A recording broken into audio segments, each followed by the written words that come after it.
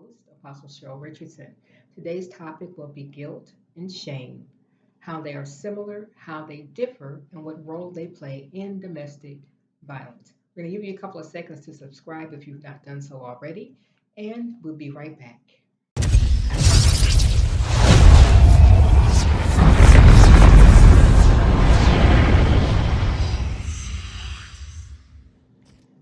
What is guilt?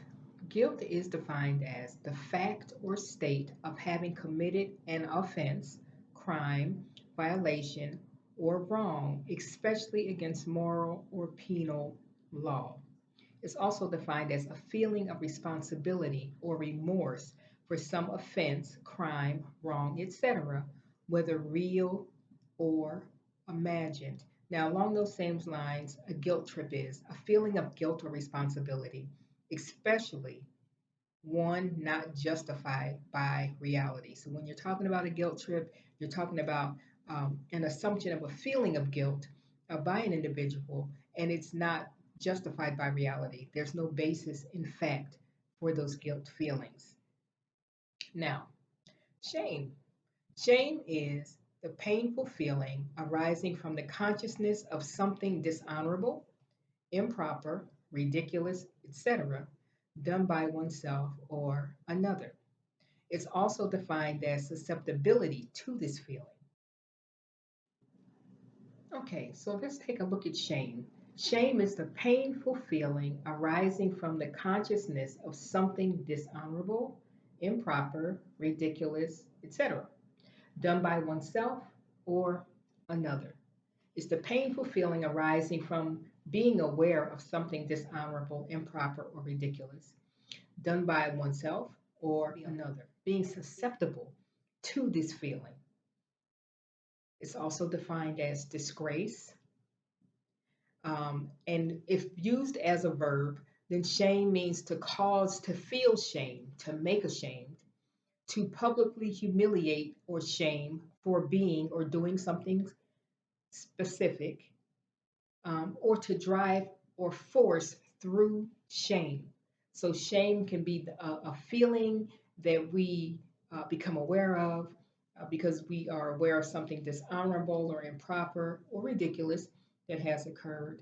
It is also being susceptible to experiencing this feeling. It's also defined as disgrace. Okay.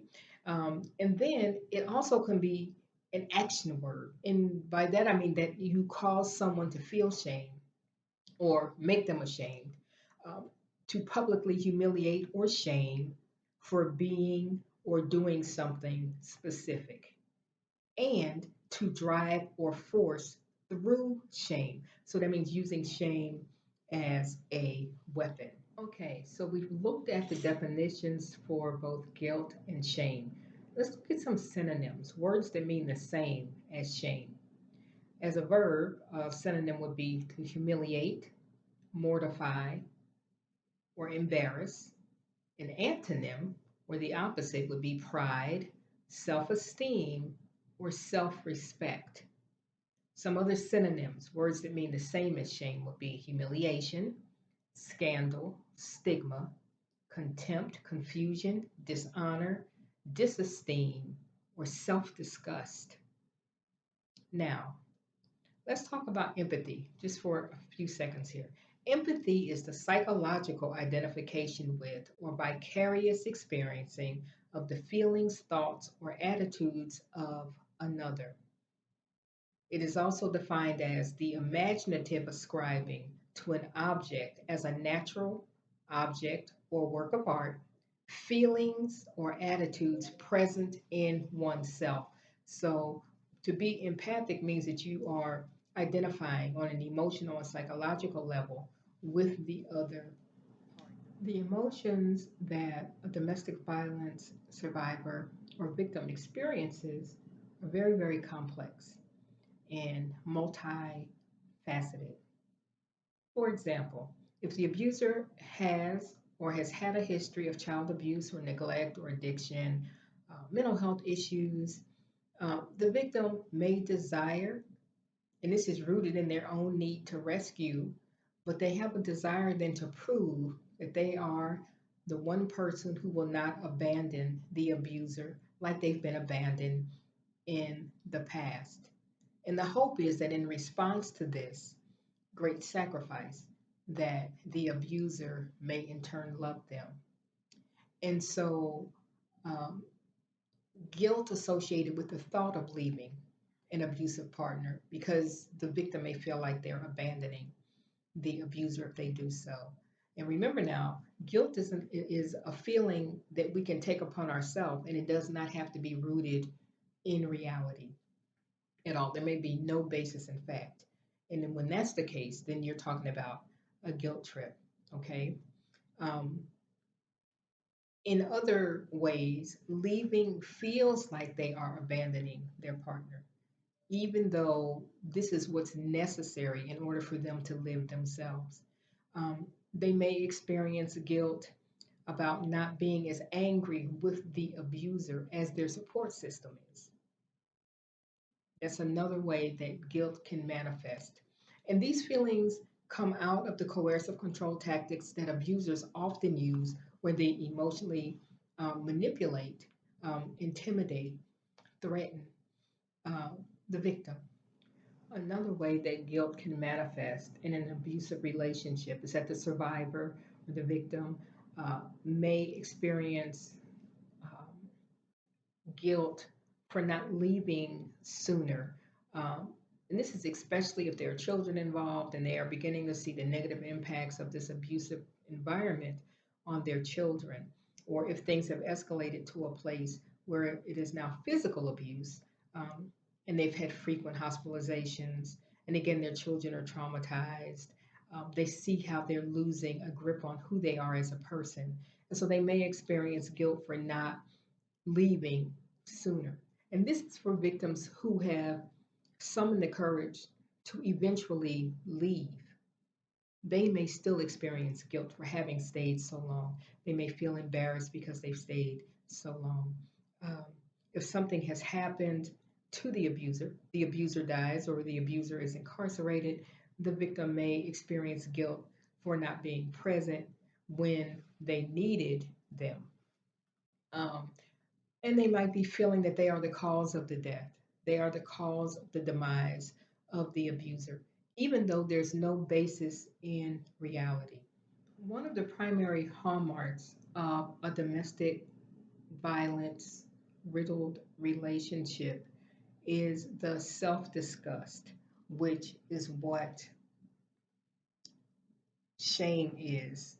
It's the self disgust that a victim experiences because of how they feel that they have either triggered the abuse or have not stood up for themselves and have not exited safely. Or maybe they've exposed their loved ones and children to this abusive environment because they could not summon the courage to leave sooner. What do I want you to know about that? I want you to know that guilt and shame are often, they're just a liar. They're just a liar. And what it means is it's an indicator that the victim is accepting the definitions put forth by the abuser regarding who they are, what they're capable of, what their value is.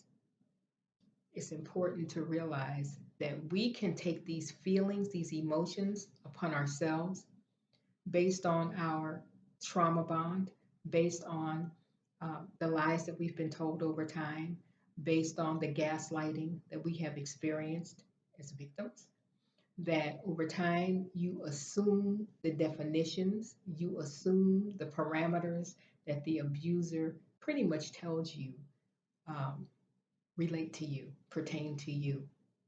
And so when we make these assessments and we end up feeling self-loathing or self-disgust, understand that those are emotions that have been triggered by the way that you've been treated. And often they have no basis in fact. Okay, so if you're dealing with shame and guilt because of an abusive relationship, because of trauma that you have experienced, what can you do about it? Connect to a support group.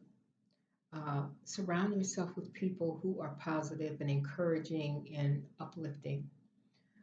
Make sure that you take care of your mental health, your emotional health, your physical health, and your spiritual health. Okay. We are multifaceted beings, and all of those areas are important. And we need to be healthy in each of these areas in order to truly live our best life. I want you to know that there is life on the other side of abuse, that you can have a full, abundant life, that it is possible to find love after abuse, and that you are valued and you are loved. Uh, we have a closed Facebook group called Dominion Over Domestic Violence. It is faith based. If you feel that that might be a help to you, then by all means, send us a request to join. This is Apostle Cheryl Richardson. I want you to know that shame and guilt do not have to define you, that you can define who you are, and you can determine what your legacy is. Blessings to you.